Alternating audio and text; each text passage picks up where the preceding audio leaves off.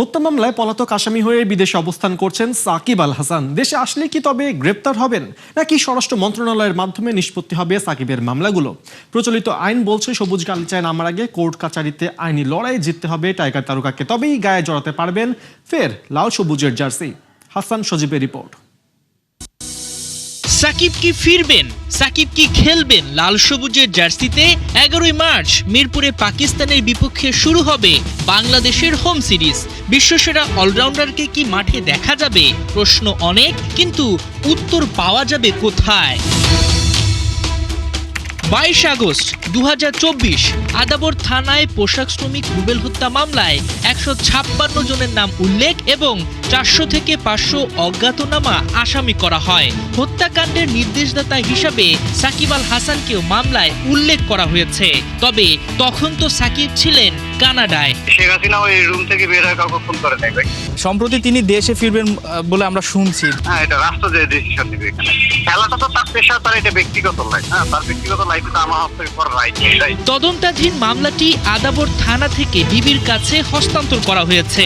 কয়েকজন গ্রেফতারও হয়েছেন। কিন্তু সাকিব আল হাসানের বিষয়ে ডিবি কি বলছে? দেশে আসলে কি গ্রেফতার হবেন তিনি, নাকি দেশের বাইরে থেকে আগাম জামিন নিতে পারবেন? এখন কি তার নামে কোনো ওয়ারেন্ট আছে কিনা বা এই ধরনের? না কিছুই নাই না। এখানে তো অনেক আসামি হয়েছে, অ্যারেস্ট হয়েছে এই মামলায়। ভিভিআইপি, পলিটিক্যাল পারসন সহ জি প্রায় 26 জনের মতো আসামি অ্যারেস্ট আছে। সাকিব আল হাসানের ব্যাপারটা আপনারা কিভাবে কি করছেন, মানে তদন্ত করেছেন কিনা বা তার নামে যে অভিযোগ সেটা কতটুকু পেয়েছেন, যেহেতু আপনারা অনেকগুলো আসামি ধরেছেন? না, এই তদন্ত চলমান।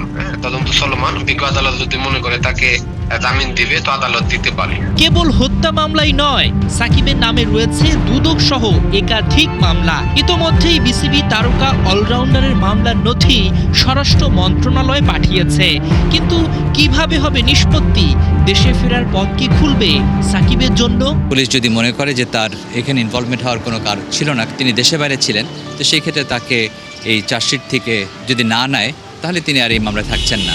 অথবা ইতিমধ্যে অর্ডিন্যান্স দিয়ে ক্রিমিনাল প্রসিডিউর কোড পরিবর্তন হয়েছে, সেখানে অন্তর্বর্তীকালীনভাবেও একটা পুলিশ রিপোর্ট হতে পারে, যেখানে মিথ্যা মামলা যদি হয়ে থাকে সেক্ষেত্রে আসামিকে বাদ দিয়ে দিতে পারে।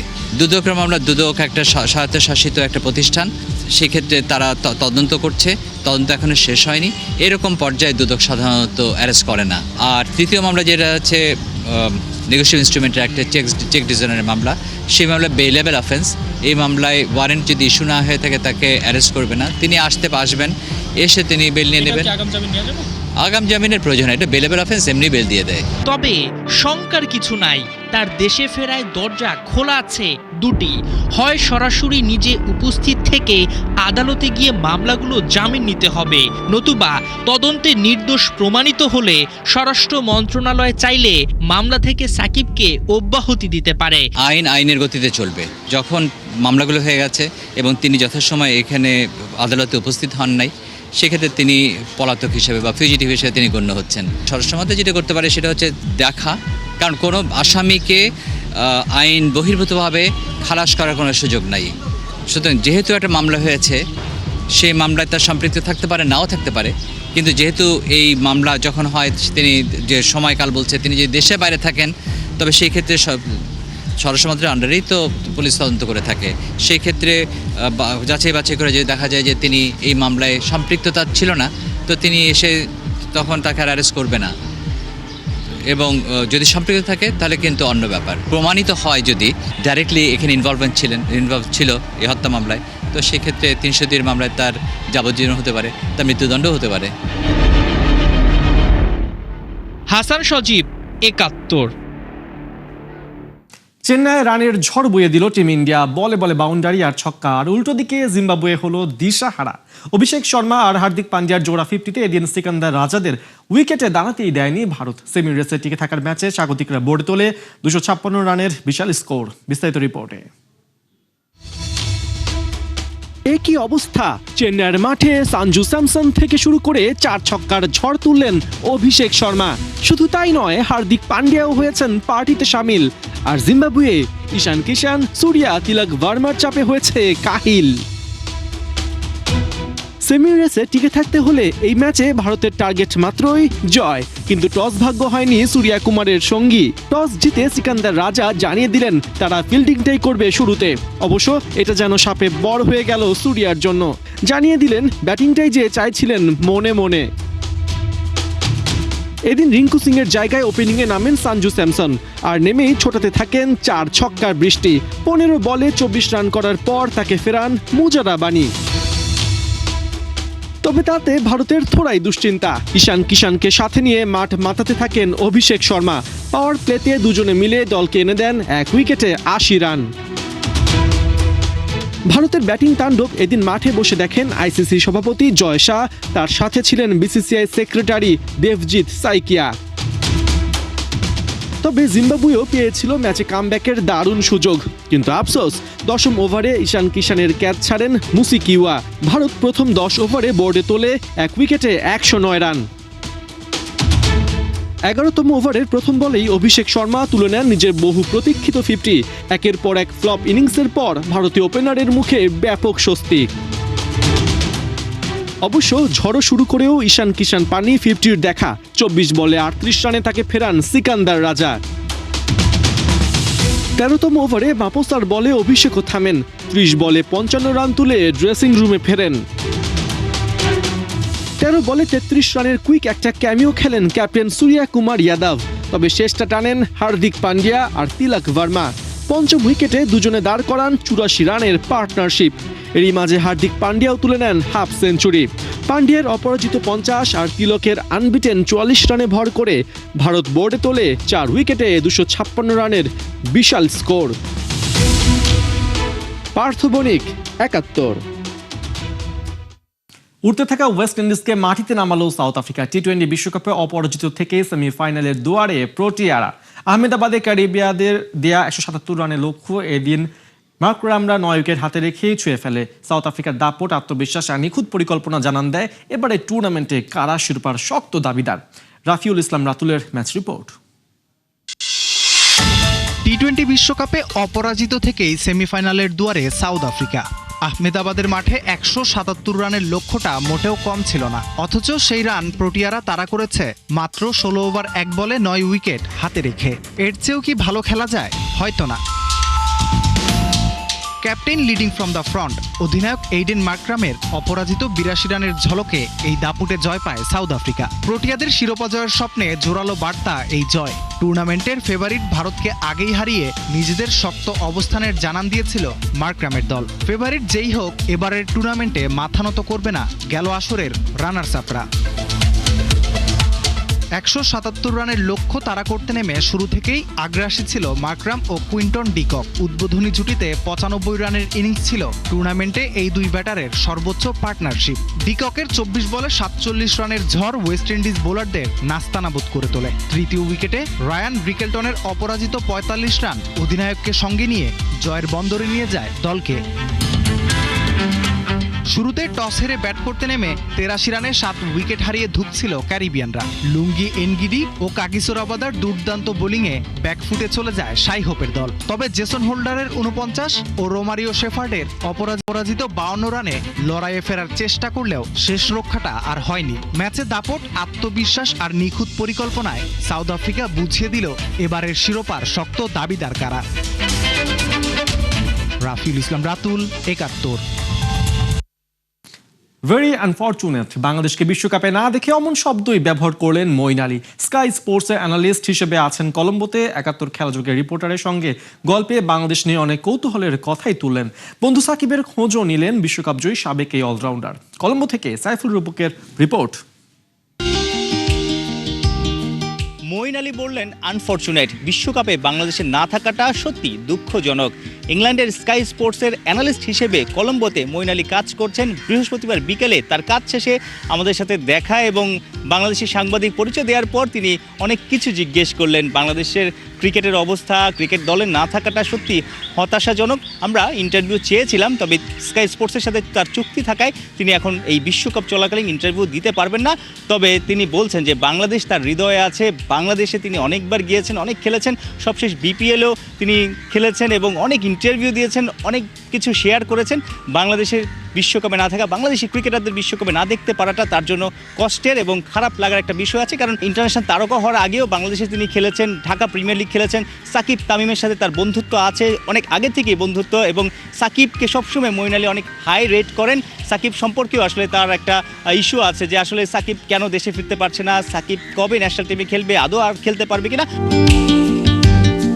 বিশ্বাস করে এই কন্ডিশনে লিটনরা অনেক দুর্দান্ত ক্রিকেট খেলতে পারতো ইন্ডিয়াতে কিংবা শ্রীলঙ্কাতে, যেখানেই বাংলাদেশ খেলতো।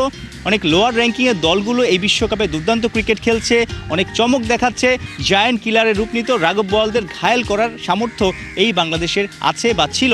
ইংল্যান্ড জাতীয় দলের একসময় তুখোর অলরাউন্ডার মঈন আলী নিজ দল নিয়ে, নিজ দেশ নিয়ে অনেক বেশি আত্মবিশ্বাসী এবং স্বপ্নবাজ। বলছেন হ্যারি ব্রুকরা যেভাবে বিশ্বকাপ মাতাচ্ছে, তারা ট্রফির স্বপ্নটাই দেখছে। সুপার 8-এ ব্যাক টু ব্যাক 2 ম্যাচ জয়, শ্রীলঙ্কাকে হারিয়েছে, পাকিস্তানকে হারিয়েছে, এবং 2 এশিয়ান দলের বিপক্ষেই শ্রীলঙ্কান কন্ডিশনে একদম ডমিনেটিং পারফরমেন্স করেছে। মঈন আলী বলছেন যে বোলিং, ব্যাটিং, ফিল্ডিং 3 ডিপার্টমেন্টে গুরুত্বপূর্ণ সময় জ্বলে উঠেছে। 2022-এ ইংল্যান্ড টি-20 ওয়ার্ল্ড কাপ জিতেছিল অস্ট্রেলিয়াতে। মঈন আলী বিশ্বাস করেন শ্রীলঙ্কা, ইন্ডিয়াতে যেই এবারের টি-20 বিশ্বকাপ, এখানেও ট্রফি জয়ের জন্য ইংল্যান্ড ছুটবে। ইংল্যান্ড সেমিফাইনাল নিশ্চিত করলেও সুপার 8-এ নিজেদের শেষ ম্যাচ কলম্বোতে শুক্রবার নিউজিল্যান্ডের বিপক্ষে। নিউজিল্যান্ড যদি জিতে যায় বা 1 পয়েন্ট পায়, তাহলে তারাও ইংল্যান্ডের সাথে উঠে যাবে সেমিফাইনালে। ইংল্যান্ড জিতলে তো একদম আনবিটেন থেকে আসলে সেমিফাইনালে উঠবে। তখন নিউজিল্যান্ডকে ওয়েট করতে হবে শেষ ম্যাচ, অর্থাৎ শনিবার পাকিস্তান শ্রীলঙ্কার ম্যাচটাতে কি ঘটে। পাকিস্তান যদি শ্রীলঙ্কাকে হারিয়ে দেয়, তখন নিউজিল্যান্ড পাকিস্তানের পয়েন্ট সমান হবে, রান রেটের ইকুয়েশন আসবে। ইংল্যান্ড এবং নিউজিল্যান্ড 2 দলেই কিন্তু কোয়ালিটি স্পিনার আছে। সো যারাই টস জিতবে আগে ব্যাটিং করে 150-এর উপরে রান করার চেষ্টা করবে। আর পাকিস্তান দোয়া করবে নিউজিল্যান্ড যেন বড় ব্যবধানে হারে।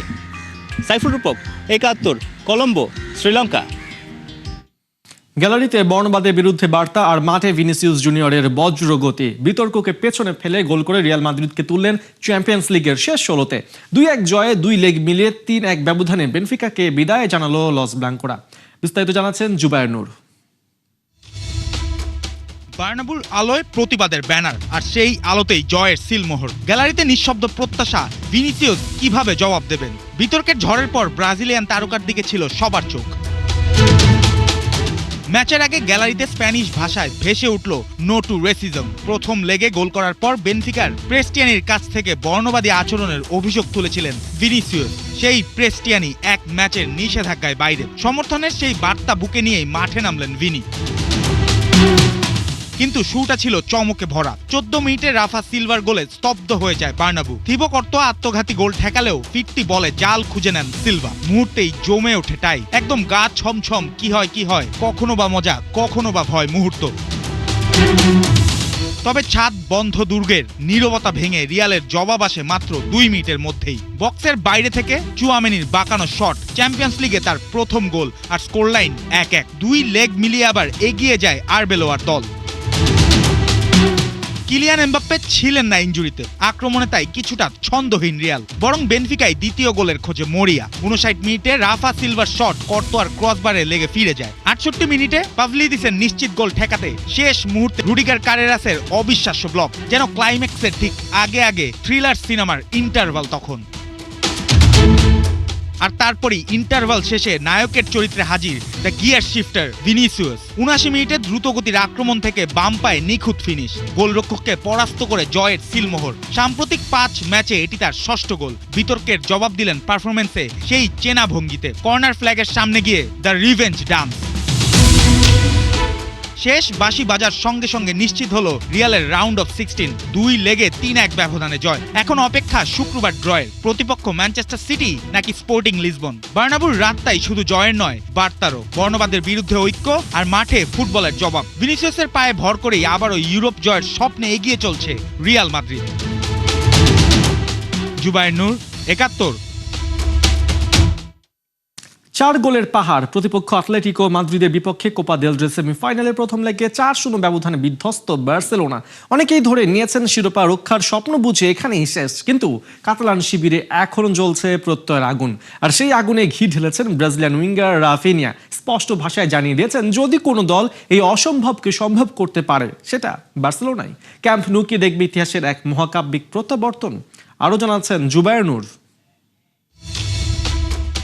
মেট্রোপলিটানোতে দুঃস্বপ্নের রাত। দিয়েগো সিমিওনের শিষ্যদের সামনে যেন অসহায় আত্মসমর্পণ করেছিল বার্সেলোনা। 4 গোলের ধাক্কা, তার উপর লা লিগায় জিরোনার বিপক্ষে অপ্রত্যাশিত হার, সব মিলিয়ে চাপের পাহাড়ে হ্যান্সেল ফ্লিকের দল। যদিও লেভান্তের বিপক্ষে 3-0 জয় কিছুটা আত্মবিশ্বাস ফিরেছে কাতালানদের। সামনে ভিয়ারিয়ালের বিপক্ষে কঠিন পরীক্ষা, কিন্তু রাফিনিয়ার মন পড়ে আছে কোপা দেল রের দ্বিতীয় লেগেই। বার্সেলোনার অফিসিয়াল ইউটিউব চ্যানেলে প্রশ্নোত্তর পর্বে রাফিনিয়া বলেন, আমরা আত্মবিশ্বাসী, আমরা জানি ম্যাচটা কঠিন হবে, ঘুরে দাঁড়ানোটা খুবই জটিল, কিন্তু যদি কোনো দল পারে সেটা আমরাই, আমরা প্রস্তুত। তাই এই বক্তব্যে স্পষ্ট, ড্রেসিং রুমে এখনো হাল ছাড়েনি কেউ, বরং চ্যালেঞ্জটাকেই অনুপ্রেরণা হিসেবে নিচ্ছে দল। হ্যান্সেল ফ্লিকের অধীনে বার্সেলোনার ভেতরের পরিবেশ বদলে গেছে আমূল। রাফিনিয়ার ভাষায় বার্সা এখন একটা পরিবারের মতো। ভ্রমণ, অনুশীলন, ম্যাচ সব মিলে নিজেদের পরিবারের চেয়েও বেশি সময় কাটান তারা সতীর্থদের সঙ্গে। সেই বন্ধনই নাকি দলের সাফল্যের মূল চাবিকাঠি। আতলেতিকোর মতো শৃঙ্খলাবদ্ধ ও রক্ষণভাগ কেন্দ্রিক দলের বিপক্ষে ফিরতি লেগে এই ঐক্যই হতে পারে বার্সার সবচেয়ে বড় অস্ত্র। রাফিনিয়ার ব্যক্তিগত গল্পটাও অনুপ্রেরণার। বার্সেলোনায় শুরুটা সহজ ছিল না, সমালোচনা, প্রত্যাশার চাপ সব পেরিয়ে এখন তিনি দলের অন্যতম সদস্য। গত মৌসুমে 57 ম্যাচে 34 গোল ও 26 অ্যাসিস্ট, পরিসংখ্যানেই বোঝা যায় তার প্রভাব। যদিও চলতি মৌসুমে ইনজুরির কারণে 13 ম্যাচ মিস করেছেন তিনি। লা লিগা, কোপা দেল রে, চ্যাম্পিয়ন্স লিগ, 3 ফ্রন্টে লড়াই করছে বার্সেলোনা। সময়টা চাপের, সমীকরণটাও কঠিন, কিন্তু ইতিহাস বলে ক্যাম্প নু বহুবার দেখেছে অসম্ভবের গল্প। এবার কি সেই তালিকায় যুক্ত হবে আরেকটি অধ্যায়? 4 গোলের ব্যবধান, সামনে 90 মিনিট কিংবা তারও বেশি সময়। বিশ্বাস বনাম বাস্তবতা। রাফিনিয়ার কণ্ঠে আত্মবিশ্বাসের ঝংকার, আমরাই পারবো। এখন দেখার পালা, কথার প্রতিধ্বনি কি রূপ নেবে ইতিহাসে? জুবায়ের নূর, 71। এই ছিল এখনকার খেলা যোগে সরাসরি সংবাদ অনুষ্ঠান দেখতে চোখ রাখুন 71-এর ফেসবুক পেজে এবং সাবস্ক্রাইব করুন 71-এর ইউটিউব চ্যানেল। 71-এর সাথেই থাকুন।